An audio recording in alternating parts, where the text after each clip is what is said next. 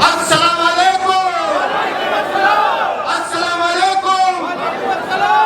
ये गूंज मैंने इसलिए दी है कि जब बड़े बड़े मंचों से आरएसएस और बीजेपी के लोग खड़े होकर ये कहते हैं कि इस देश के लिए मुसलमानों ने किया क्या है, तो उनके कानों तक ये आवाज चली जाए कि जब तुम्हारे बाप दादा यहाँ माफिया मांग रहे थे तो हमारे पुरखे यहाँ पे सिर कटवाकर देश की आजादी के लिए लड़ रहे थे, तो उनके कानों तक आवाज चली जाए।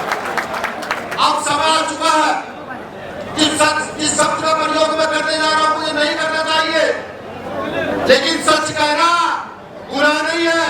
आज समय आ चुका है कि पीटे पीटे लोगों को एक साथ खड़े हो जाना है। वो पीटे पीटे लोग कौन?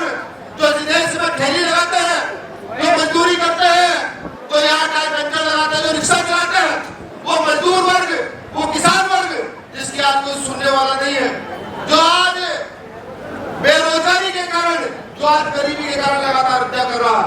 हत्या इसकी हो रही है। अगर आज मैं सरकारों की बात करूं तो सरकार ने हिंदू मुसलमान के नाम पर इस देश में एक ऐसी खाई खड़ी कर दी है कि जहाँ दिवाली और ईद साथ मनाई जाती थी, आज इन दोनों त्योहारों को भी अलग अलग कर देने का काम भारतीय जनता पार्टी ने यहाँ पर कर दिया। हमें ये जवाब देना है कि हम इस देश के लोग हैं, हम भारत के लोग हैं, और ये भारत किसी के बाप की जागीर नहीं है।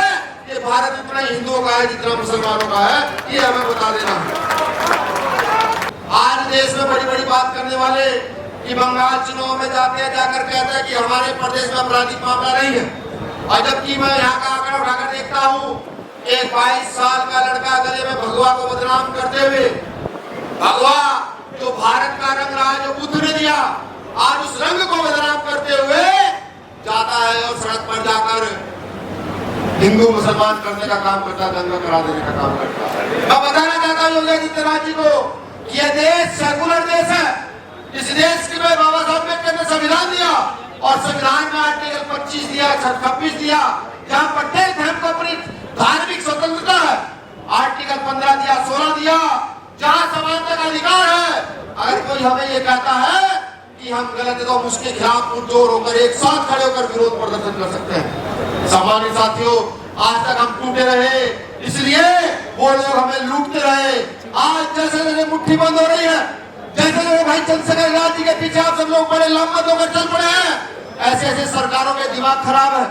वो सरकारें चाहती है कि चंद्रशेखर जल्द से जल्द ध्यान न रहे या जेल चला जाए, क्योंकि वो जानते हैं कि जितना न्याय सरकार हमारे ऊपर कर रही है, अगर चंद्रशेखर गद्दी पर आकर बैठा तो ऐसे लोगों को मुंह तोड़ जवाब जरूर दिया जाएगा जो गरीब गुर्बे पर अत्याचार कर देने का काम कर रहे हैं। मैं आपको बता दूं कि अगर यहाँ नौकरियों की बात कर लूं तो भारतीय जनता पार्टी मुंह से तो कहती है कि हम अधिकार देंगे, लेकिन जब सरकारी नौकरियों की बात आती है तो हमारे हक अधिकार छीन लेती है। अभी आपने देखा होगा कि संसद में उन्होंने महिला बिल पास करने का एक ढोंग रचा। ढोंग रचने के बाद अपने आप इस बिल को पास नहीं होने दिया, पूरी रणनीति, पूरा खेल तैयार किया। बंगाल के चुनाव के लिए, तमिलनाडु के चुनाव के लिए, केरला के चुनाव के लिए हमें इससे बचकर चलना, उससे आगे होकर चलना है। हमें उन्हें यह बताना है कि इस देश में आबादी हमारी सबसे ज्यादा है, आबादी सबसे ज्यादा है, और पुरुषों महापुरुषों ने कहा है कि जिसकी जितनी संख्या हमारी उसकी उतनी हिस्सेदारी।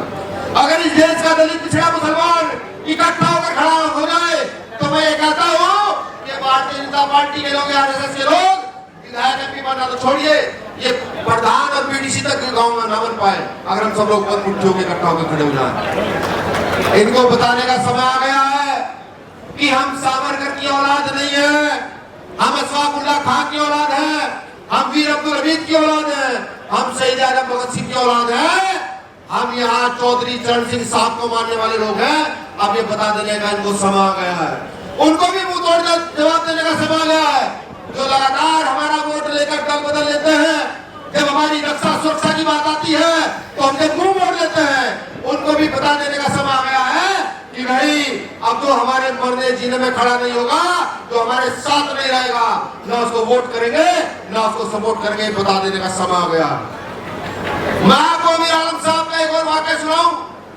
जब इन्होंने पार्टी ज्वाइन की तो उनको भी राजनीतिक परिवार है, बड़े सोच समझकर पार्टी ज्वाइन की। पार्टी ज्वाइन की, मैं भी यहाँ आया था कार्यक्रम में, बड़ी सोच समझकर पार्टी ज्वाइन की होगी। और मेरा ये मानना है जो पुराने राजनीतिक लोग हैं वो 10-20 साल का नहीं सोचते, वो अगले 50 साल का सोचकर चलते हैं कि अगले 50 साल की राजनीति कहाँ गठित होने वाली है। तो जब अमीर आलम साहब ने पार्टी ज्वाइन की तो ये जरूर सोचा होगा कि कल चंद्रशेखर आजाद समाज पार्टी ही इस देश में मजबूत होगी और मेरा भी फर्ज है ऐसे लोगों के साथ खड़ा हो जाऊं जो लड़ने का काम कर रहे हैं, जो डरने का काम नहीं कर रहे। यह अमीर आलम साहब ने सोचा होगा।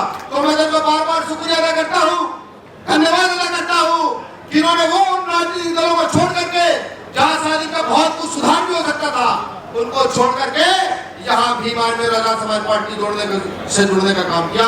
तो बार बार आपको सलूट और सलाम भी करता हूँ कि आपने बहुत अच्छा काम करने का काम किया।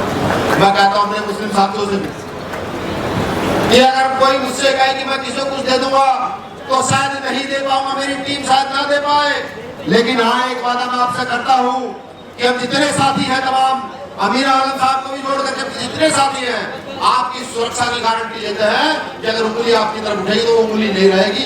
ये जिम्मेदारी मैं रियासत के सामने ले सकता हूँ। भाई चंद्रशेखर आजाद ने भी जब से सांसद बने हैं सड़कों की लड़ाई के साथ साथ संसद में आपकी आवाजों को बुलंद करने का काम किया है। हमेशा वो आवाज जो कोई उठा नहीं रहा था उस आवाज को आगे बढ़ाने का काम किया।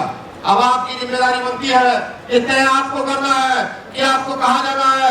आपको अमीर आलम साहब का करना मजबूत करते हैं, भाई चंद्रशेखर आजाद को मजबूत करना है या आप ढोंगियों के पीछे पड़े रहना है जो ढोंगी हर बार आपको लूट करके चले जाते हैं। तय आपको करना है, ये समझना होगा। मैं बारिश की बात अगर करूं, ये बारिश अगर मैं खुशी में लूं तो कुदरत भी ये सोच रहे हो कि कुछ अच्छा होने जा रहा है। आज हजारों की संख्या में समाज पार्टी के लोग ज्वाइन कर रहे हैं।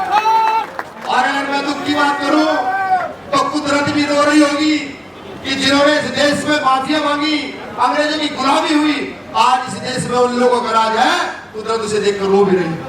अब हमारी जिम्मेदारी बनती है क्योंकि जहां जिस क्षेत्र में रहते जहां आते हैं, मेरे बखूबी याद है जब मैं दारुल उलूम में बैठा तो उन्होंने मुझे बताया कि जब आजादी की लड़ाई चल रही थी और अंग्रेजों को पूरा बोल मारा था, लगातार घरों से निकालकर फांसी दी जा रही थी, तो सहारनपुर से लेकर मेरठ तक, मेरठ से लेकर हापुड़ तक यहाँ पर मुसलमान उलेमाओं के सर काट काट करके अंग्रेजों ने पेड़ों पर लटकाए थे, लेकिन एक भी मुसलमान ने कभी पलटने का काम नहीं किया, छोड़ने का काम नहीं किया।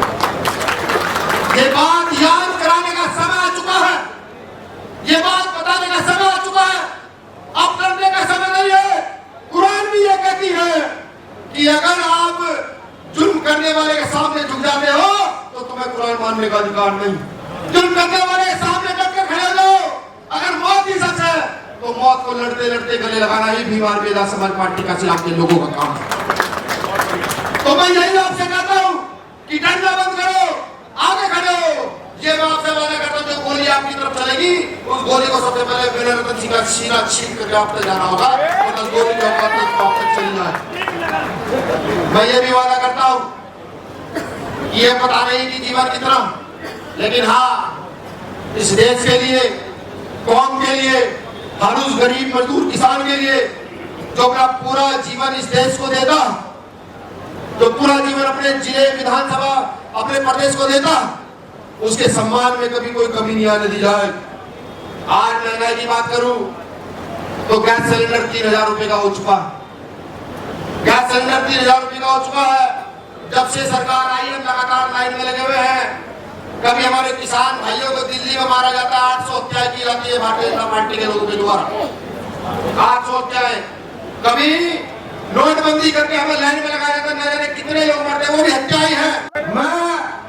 मैं भी सुन रहा था इंकलाब के नारे लग रहे थे। इंकलाब की जरूरत आन पड़ी, फिर से जरूरत आन पड़ी है। यहाँ पर गोरे अंग्रेज तो चले गए, लेकिन यहाँ काले अंग्रेज जो अन्याय अत्याचार शोषण बड़े पैमाने पर कर रहे हैं, जो जाति के आधार पर आदमी का संरक्षण करते हैं, जो धर्म के आधार पर उनको देखते हैं, वो लोग आज बड़े पैमाने पर शोषण कर रहे हैं। उनको मुंह तोड़ जवाब देने की बात है। फिर से एक इंकलाब की जरूरत है। बाबा साहब अम्बेडकर ने उस इंकलाब का नाम वोट रखा है। बाबा साहब अम्बेडकर ने उस इंकलाब का नाम संविधान रखा है कि अपनी ताकत को समझते हुए संविधान के आर्टिकल 326 का प्रयोग करते हुए अपने वोट के आधार पर इस देश की शासन सत्ता पर अन्याय करने वालों का शासन खत्म कर कर न्याय करने वालों का शासन स्थापित आप कर दे। ये बाबा साहब अम्बेडकर ने प्रावधान किया। वो इंकलाब जो बाबा साहब ने दिया वो तो सब बस हमें अपनी उंगली से अंगूठे से उसका प्रयोग करना है। अन्याय के खिलाफ लड़ाई मजबूत करनी है। अभी मीरापुर का उपचुनाव हुआ, लोगों ने कहा कि वोट प्रतिशत बहुत कम रहा, वोट प्रतिशत कम नहीं रहा। सरकार ने तानाशाही दिखाते हुए वहां पर मुस्लिम साथियों को, दलित साथियों को वोट गिरने नहीं दिया, क्योंकि सरकार जानती थी कि वहां आजाद समाज पार्टी लड़ रही है और अगर 100% पोलिंग सही हो गया तो मौजूदा सरकार में हम मौजूदा सरकार के विधायक को वहां हराएंगे, आजाद समाज पार्टी भीम आर्मी के लोग अपना विधायक बनाने की सरकार जानती थी। इस कारण से उसने वहां वोट नहीं डालने दिया। अब उसको मुंह तोड़ जवाब देना, बिल्कुल मुंह तोड़ जवाब देना है। ये इंकलाब दोबारा से खड़ा करना है। डॉक्टर बाबा साहब अम्बेडकर का वो सपना कि एक जैसा भारत हो, एक समान भारत हो, कोई जाति धर्म के आधार पर किसी की तुलना न की जाए, ऐसा भारत हमें बनाकर तैयार करना है। मैं पूरे नवाजिश भाई का भी, अमीर आलम भाई का भी, राणा जी का, हमारे जिला अध्यक्षों का, पवार साहब का, सबका शुक्रिया अदा करता हूँ। ये जो गुलदस्ता आपने तैयार किया है, मुझे लगता है कि गूंज लखनऊ तक जरूर जाएगी, और जब इसकी गूंज लखनऊ तक जरूर जाएगी तो किसी ना किसी के कान तो बहरे होना तय है। और जब कान बहरे होंगे तो उनको समझ आएगा कि जिन लोगों पर अन्य अत्याचार कर रहे हो वो एकजुट होकर खड़े हो रहे हैं। मैं आपसे भी आशा नहीं उम्मीद करता हूँ ये गुलदस्ता आप ऐसे ही सजाते रहेंगे, जा करके लोगों के बीच में इस गुलदस्ते को तैयार करेंगे, और जब आप गुलदस्ता तैयार करेंगे तो कुदरत भी आपका साथ देगी, ये तय है। शुक्रिया, आप लोगों ने मुझे सुना।